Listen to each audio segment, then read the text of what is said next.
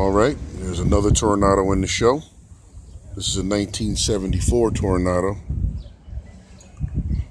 I'll start over on this side. This too is also the last year for circular headlamps. The following year, up until 1978, this car would have rectangular headlamps. This is when it has. What's really important to notice on this car is the roof line. If you notice, the first generation Toronado was more like a fastback approach to a personal luxury car. This one follows more of a formal style luxury roof. And if you follow this, you actually think they got this styling cue from Studebaker with a lot of their cars, the Firehawk and the Commander, and the GT, the Skyhawk and such. This is Toronado, which is where to say Eldorado and a Cadillac. Driver-centric instrument cluster.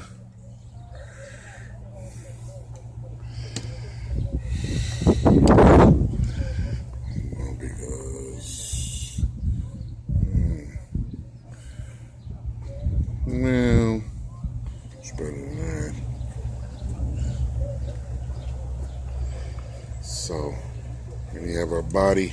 An Oldsmobile being the technology arm of General Motors. Got to do things the others wouldn't or couldn't, just to try out certain things, like that high-mounted brake lamp, turn signal.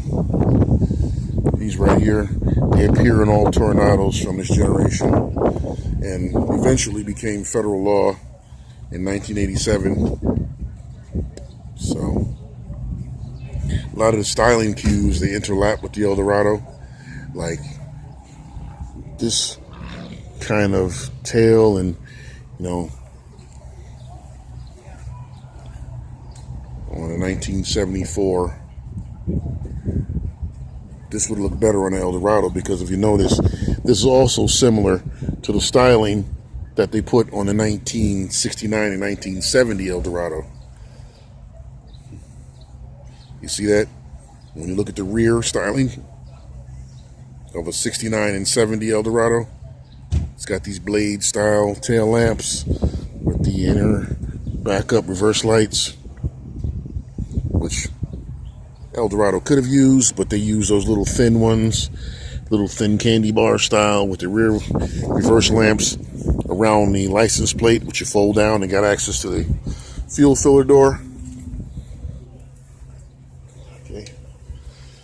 And paint looks original.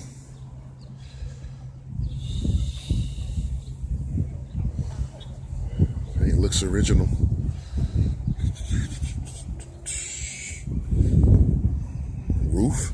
Roof looks like it has been refurbished, because a car this old, 50 years old, you'd expect there to be some cracks in this roof. So, but generally speaking, the paint, it's a 1973. 1973, huh?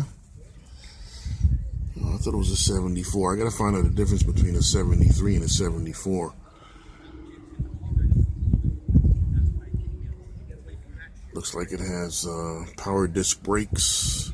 Look at the size of that fuel pedal, that accelerator. And for 1973, this car would have a 455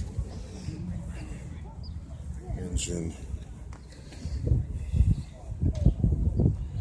which was in its